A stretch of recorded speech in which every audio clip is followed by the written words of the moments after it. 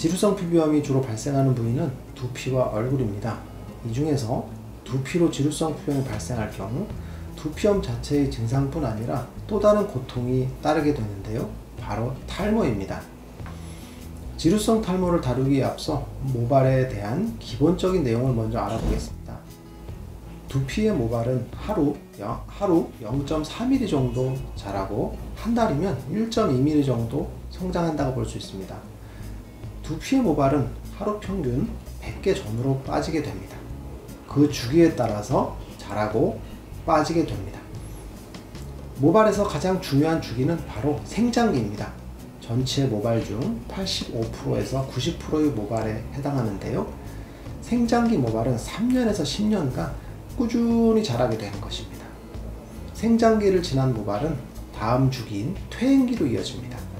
2% 정도의 모발에 해당되는데 생장기를 거친 모발이 빠지는 시기입니다. 3주 정도에 걸쳐서 모발이 빠지게 되는 시기이죠. 그 다음은 휴지기입니다. 10%에서 15% 정도에 해당하는 것으로 휴지기 기간은 대략 3개월 정도 지속됩니다. 성인에서 두피 모발의 생장기는 대략 3년, 퇴행기는 3주, 휴지기는 3개월로 보면 맞습니다. 탈모는 흔히 남성형 탈모, 여성형 탈모, 원형 탈모, 휴지기 탈모, 지루성 탈모로 분류합니다. 오늘 살펴볼 탈모는 지루성 탈모인데요. 지루성 두피염에 의해서 탈모가 진행되는 질환으로 두피의 피지 분비량의 증가, 효모균에 의한 비듬의 증가, 두피의 염증, 모낭염에 의한 탈모가 진행되는 것입니다. 보다 자세히 살펴보면 지루성 피부염은 반응성 탈모나 비반응성 탈모의 직접적인 원인은 아닙니다. 그러나 지루성 피부염이 치료하지 않고 방치해두면 지루성 피부염이 심해지게 되고 그로 인해 염증이 두피에 발생하게 됩니다. 이 염증 반응이 모근에 침범해서 탈모로 이어지게 됩니다. 이런 지루성 탈모의 경우 비가역적 탈모로 진행해서 머리가 다시금 나지 않는 것이 아니라 지루성 두피염 염증이 치료해주면 다시금 머리가 나게 됩니다. 따라서 지루성 피부염에 의한 탈모는 지루성 두피염을 치료해주면 저절로 회복되는 것입니다. 지루성 탈모의 원인은 지루성 두피염에 의한 염증이 두피로 침범한 상태로 인해서 발생한다고 보면 됩니다.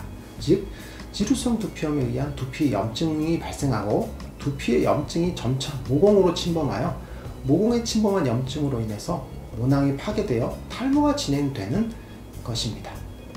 그렇다면 지루성 탈모의 치료는 지루성 두피염을 치료해주면 되는 것입니다. 별도로 탈모에 대한 치료를 해주지 않더라도 탈모는 회복되는 것이죠.